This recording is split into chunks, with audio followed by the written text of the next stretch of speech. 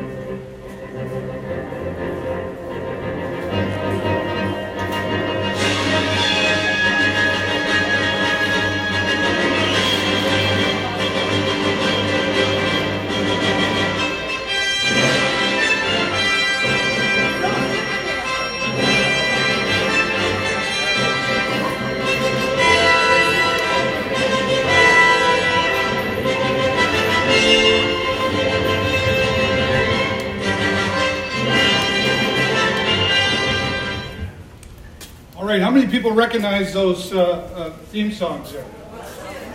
2? Yeah. Who likes superheroes? Everybody likes a superhero, right? Give yourselves a round of applause because you got that right. Superheroes. The first one was what? Batman. Batman. Remember? No. How many remember the original Batman series, right? Yeah. How many still sometimes watch the original Batman series? And the second one was Spider-Man, right? And that was a Spider-Man, for you young folks out there, the Spider-Man cartoon that was way back and was already in reruns when I was a kid. And I'm 49 years old now. And the last one was Superman. And I'm really sorry to have disappointed you all because I don't know if you expected me to come in with some cool toys or go climbing up walls or swooping down. I didn't bring my cape today, but I want to talk to you about superheroes. Do you have a favorite superhero? Who's Batman? Who's a Batman fan? My husband's my superhero. Your husband's your superhero? Oh, gee. That's it for me today, folks. But I'm glad you said that because I'm going to come to a point similar to that. But just yell at a superhero that you look up to. Iron Man. Sorry? Iron Man. Iron Man, okay. Wonder Woman. Wonder Woman. Yeah. Because, and here's an interesting point. A lot of times, superheroes are what? Men. And that's because superheroes were invented way back in the day when men were men, right? And now, thanks to Oprah Winfrey, there's more women superheroes, right? Wonder Woman. I like Wonder Woman. My wife is Wonder Woman. And you know why I like Wonder Woman? Because she has the lasso. She uses it sometimes.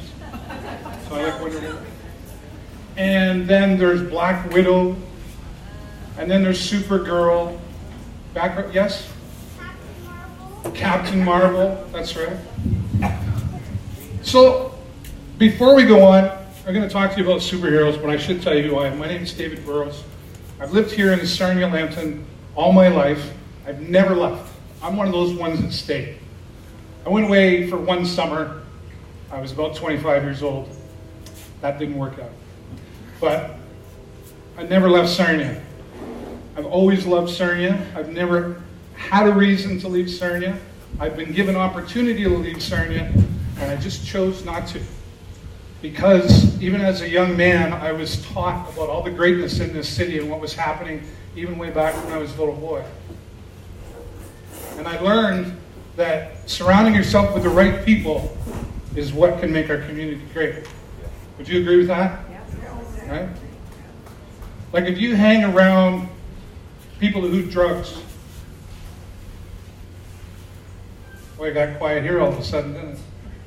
What's going to happen? You're going to have troubles, right? So we'd all agree that who we surround ourselves has a direct effect on who we are. Phone call from 190593288. You kidding me right now? 306. I've never had that happen before. I have no idea. Okay. Sorry, Kevin, I'll call you back later. Where was I? Oh yeah, surrounding yourself with the right people. So I've lived here all my life. My parents were business owners. They own blue water pools. I don't know if anybody ever heard of blue water pools. Sorry for the wind. And so I learned a good work ethic living in Sarnia and growing up. I was cleaning toilets at about 7 years old. So my work ethic began right at the very bottom. And then I grew up. My parents divorced. I was about 14. I'm very fortunate I still have my parents and love them both to death.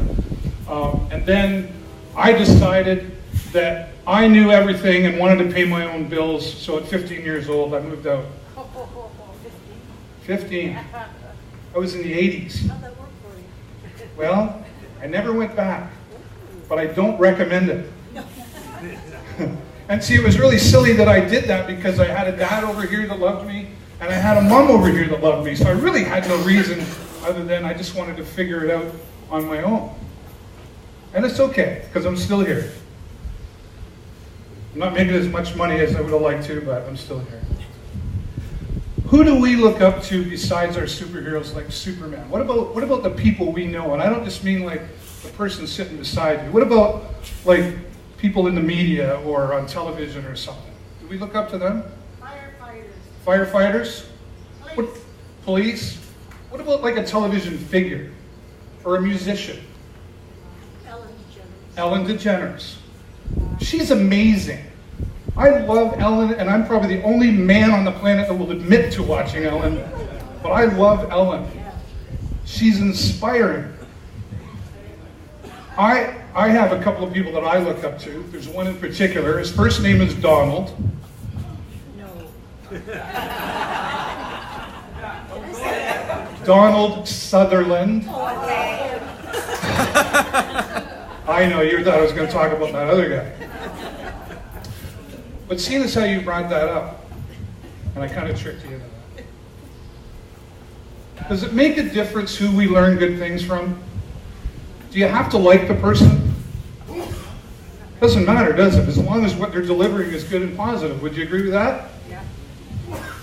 I saw the man you spoke of back in about 2013, 2012.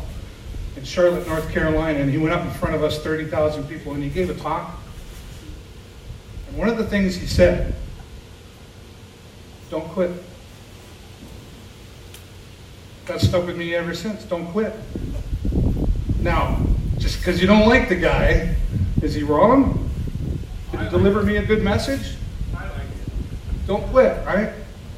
See, the reason I point this out is sometimes when we're volunteering and we're doing things for people, I mean, it's really easy to do it for somebody you like, right? If you do it for somebody you like, you tend to want to do it more. It feels like you're really doing something, is that right? I came to you because your name's Patricia, and that's my mother's name. Hi Patricia.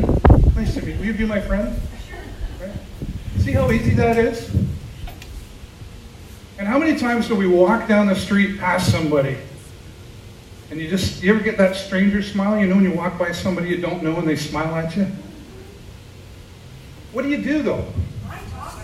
Do you? Good for you. But do you ever do that sometimes? And like, I know I do it. I smile at women all the time. I go, hi, how you doing? And sometimes they look at me like, really, buddy? It's just a smile or a hello. How many times are we walking by somebody who needs your smile or your hello? Right? What? Walk around Cancer Park, right? There's a lot of opportunity in this city to make friends, including with the ones we don't like. And that's the real challenge, isn't it? As volunteers, you don't necessarily always have the choice as to who you're maybe working with. Is that right? Sometimes? Oh, I gotta go home. That grumpy old guy down there. Oh. See, a couple of you are laughing because you've had that experience, right? What about people immediately around you? Who else do we look up to and aspire to besides superheroes and Ellen and just yell it out. My mom. Your mom. Moms and dads, right? Moms and dads, sometimes more one than the other. Depends how old you are, what you want at the time. If you want the keys to the car, you might ask dad. Right? If you want some money, you might ask mom. Right? And we still to this day, like I'm 49 years old, my father's 80, and he's got Alzheimer's, but he still knows who I am. And I'm fabulously thrilled to still have that so far. But I still, like he always said, you only call when you want something.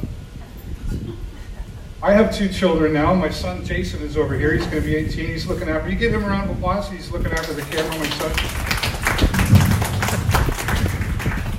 And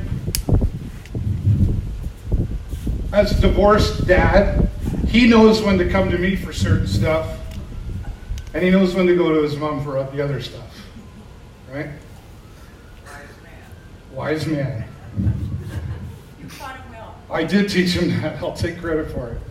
It doesn't always work in his favor because I'm the one who taught him that. Of course it is. Moms and dads are a good example of having an impact. Actions and words can have a huge impact. Would you agree with that? Yeah. Right? Sometimes the words are stronger, sometimes the actions speak louder. Put them together and the impact is overwhelming. And as one of those teenagers at one point in my life, I kind of learned, especially when my parents divorced, boy, that's a real opportunity, right?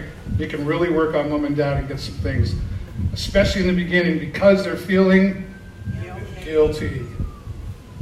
My dad took me to Grand Bend to the go-kart tracks almost every weekend, took me to the carnival. Every time I was going over on the weekend to see him, I said, Dad, what are we doing?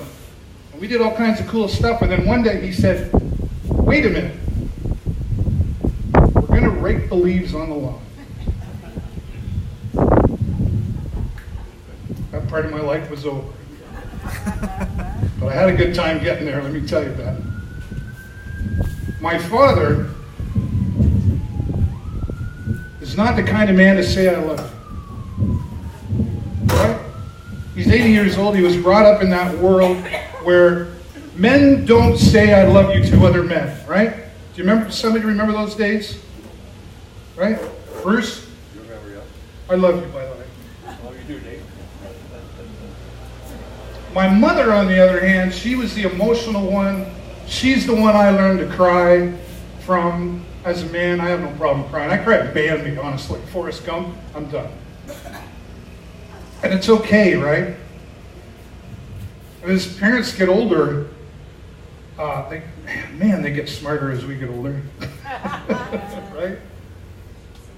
My father recently and I had a nice discussion, as things change and time changes and we get older. And it was heated discussion, but it was a polite, honest discussion. It wasn't anything bad. And when I left, I said, by the way, Dad, I love you. And you know what he said to me? I love you too, son. And what I realized in that moment, talking about impact, was that maybe he never said I love you to me, because nobody said it to him. Does that make sense? So maybe he was waiting to hear those words. Now my mother on the other side, if you don't say I love you, you're not leaving the room. And she lives at Marshall Golden Manor in a wheelchair, and she can still take me out if she wants. Because she's mom. And actions. I always go over to my mom, and I would give her a kiss on the lips or on the cheek, right? I always touch her right here. 3 weeks ago, I was in visiting her, and I leaned down and I kissed her on the forehead. Oh my goodness, I was in the biggest doggy-doo you could imagine, because I didn't kiss her where I normally kiss her. She thought something was wrong, right? And I hug my mom all the time. And I say I love you to her all the time. My dad was the logical one. My mother's the emotional one. Put the two together, you got Dave Burrows. And sometimes it works and sometimes it doesn't. Because emotions can be good, but they can get in the way too. You agree with that? Like when you're dealing with your children. We really don't like saying no. Are we with me there? Who likes saying no to their kids? But you really got to sometimes, right? Oh, you're little good for, right? But we got to do it anyway. Otherwise, they're just playing us again, right? Here's another Pat. Hi, Pat. How are you? You're in crafts? What do you do with crafts? Knit, crochet, plastic candles. Knit, crochet, and Plastic candles. plastic camp. Knitting and crochet, two things that I think we should be keeping alive. It's kind of like quilting. You don't hear that too often these days, right? So I've got a couple other superheroes that I want to share with you. We talk about moms and dads. I have a sister, and she's older than me. I'm saying that for the camera. My sister Kathy is older. She's 7 years older than me. And she's my superhero because when I was younger and things were happening, she took care of me and made sure that I was looked after. There's a lot of stuff going on, right? I didn't talk to her for a few years when I was younger because, well, she angered me and I thought she didn't know what she was talking about. Fortunately, she loved me enough to keep me around. And to this day, she is my superhero because she's my go-to, she's my advisor. Aside from my beautiful wife, she's my best friend. My sister is. She was my best man at my wedding. Right? And sometimes those words, because she's not the one to, I love you and all that stuff, right? And I'm still talking about the impact thing here. A few years ago at Christmas, about 5 years ago, I'd started this internet show about 7 years ago, and I was hitting a spot where I decided, am I going to keep doing this thing? I was getting angry, didn't know which direction I was going to take it. And then at Christmas, my sister gave me a Christmas present. And I was like, really? We just said a long time ago, we don't exchange gifts, we're grown-ups. She gave me this watch. And if I take this watch off and show it to you, it'll say on the back, I believe in you, love sis. Right? Go ahead. Because I did that day. And at the end of every one of my shows, I say, that's all the time I got for you this week. Have a great week and an even better weekend. I tap my watch, and I kind of stole that from Carol Burnett when she pulls her hair and sits beside her grandma. And I never do a talk or a show without that watch on. I almost did once. I drove to Wallaceburg. I was going to Wallaceburg to do an interview with somebody. I got halfway there and I realized I didn't have my watch on. I called them and said, I'm going to be late. I had to go back and get this watch. Is that silly? No. It's impactful, right? The impact that we have with people's actions and words are superheroes. I have two more superheroes, and I promise, I'll tell you, Rebecca asked me to come and talk to you for an hour. Luckily for you, I don't like to hear my voice that much, so we're going to shorten it up, I promise.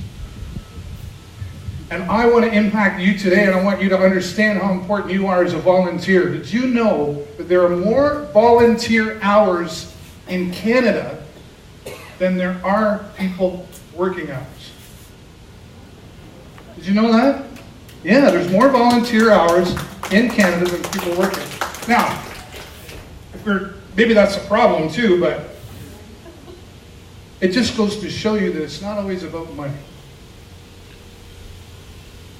Do you know that you have an impact on people? Ben, do you know when you volunteer you're helping somebody? Yeah. Does everybody here think that they're making a difference? You don't sound too excited about it. Does everybody here know that they're making a difference and an impact? Yeah? On the people you know and the people you see. What about the ones that you don't see, but they see you? Donald Sutherland has had an impact on me. He was the first youngest Canadian radio DJ. At 14 years old, Donald Sutherland was a radio DJ. He's gone on to win many Globe, Academy Awards. He's fought in the political world. Every one of his children is named after a director or producer that he worked with. The Dirty Dozen, MASH. I've never met the man. I met his son, Kiefer, and I really enjoyed that conversation. But it wasn't as good as the one I could have if I had it with Donald Sutherland. Do you think Donald Sutherland knows that he's had an impact on me? Doesn't have a clue. What does that say? Should I call him? Have your people call him. Have my people call his people? I want to give you a job. Yeah. Do you understand what I'm saying about the impact? You don't know who you're always impacting, right? I had a lady come up to me here, right here. Her name is Lee. Hi, Lee. Nice to see you again. Here's the impact. My daughter, who's going to be 21 years old, used to be in the care of Lee. The YMCA daycare. When Julie was, she'd have been, what, 3 or 4 years old then. And Lee is a wonderful lady. And I can say that because although I haven't seen her in about 18 years, I remember her that way. Impact lasts forever. And Lee and I had a nice conversation about, I don't know, 4 times she had to send Julie home with lice.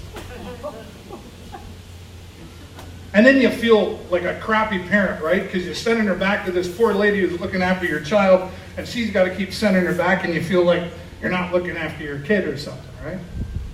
But it wasn't that at all. Impact. For years later, my daughter and my son are superheroes to me. Now, I'm going to tell you, I don't normally get too nervous, but I'm getting a little nervous, so I'm going to do something. I got to relax a little. Is that okay? Hey? What? Oh, you thought I was going to smoke that? Yeah. No. That is for dramatic purposes to make sure you're still listening to me. And it's to lead into my next story. My son. Okay.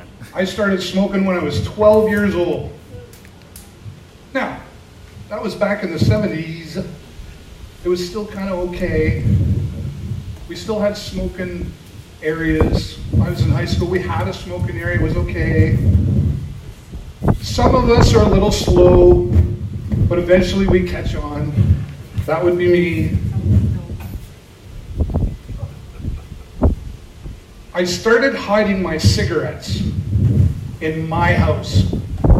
Jennifer in my house. She's never smoked. She must have loved me because she put up with it, right? And my son kept getting after me to quit. And I was like, listen, buddy, you don't understand. And here I am hiding my cigarettes around the house.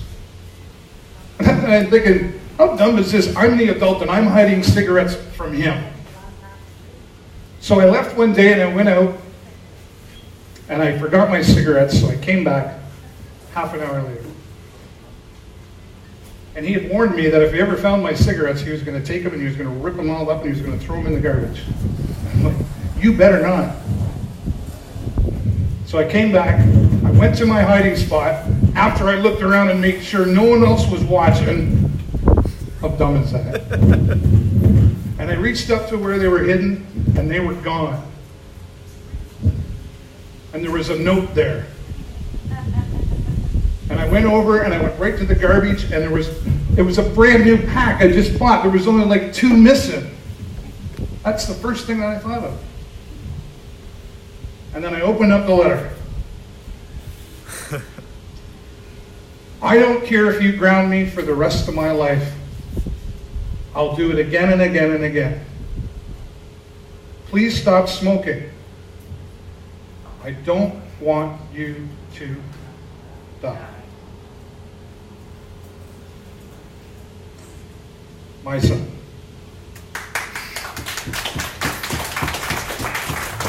What's really great about that story is the impact that I now get to share and pass on to other people. And this is a really great day because today is exactly 3 years today that I quit smoking, not one puff. Right? My daughter, the other superhero, and believe me, my son and my daughter are completely different people. We fight like cats and dogs. Fought like cats and dogs. She's 21 now, so I can't really fight with her anymore. But she's still my superhero because she has a huge heart and she fights for what she believes in. She takes the rocky road, but that's okay. What can I say? I moved out when I was 15. She came to me one day, she said, "Dad, I want to go talk to the city manager." I'm like, what? This was like she was 60. Who wants to do that? She wanted to go, we used to have that city stage, you know, the Sarnia City stage. She wanted to borrow that and put it on for an event to help raise some money and create awareness for a local group. And she's become advocates for many different local groups. She's now having that impact.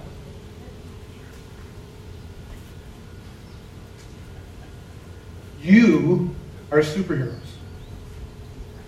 Do you think of yourself as a superhero? No? You all have superhero powers. Patricia, what do you do? I help with euchre and I help with the You help with euchre and pepper. both Card games. Okay? Do you know what your superpower is? Kindness. Right? Bev, what do you do? Front desk. You have an incredible superpower. I get more out of it than I do, so Do you? enjoyment of meeting people. Right. But you're having an impact on every person. You're the first person they see. Her superpower is her smile. Right? What do you do? Work the senior Work the senior fair every year. fair every year. What would you say your superpower is? Being nice to people. Right. Do you see that you all have these superpowers? I know you probably don't think about it that way, but you have a superpower, an impact on people that could affect them 20 years later. You could have an impact on people you don't even know you're having an impact on them because you don't know who's watching you and who you're around and what you're doing for them. Right? Gregory, you like soccer? Yeah? What position do you play? Defense? You have a superpower. Do you know what it is? Never giving up and not being scared. That's an awesome superpower right there. Give them a round of applause. I could probably go on and tell you a lot of stories, but I think you get the point of who you are and the importance you are in our community. You are changing the world. You might not think you're changing the world, but you are that world to a few people.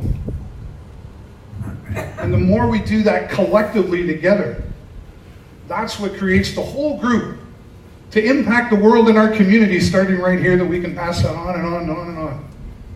You are all superheroes. You matter to this community. We appreciate you. The ice cream was really good, by the way. Thanks for the ice cream. There is no one more cherished in this world than a person who lightens the burden of another. And that is who you all are, and that's why you're important as volunteers. Please continue doing what you're doing. Thank you so much for listening to me. I hope I've been able to impact you today as well.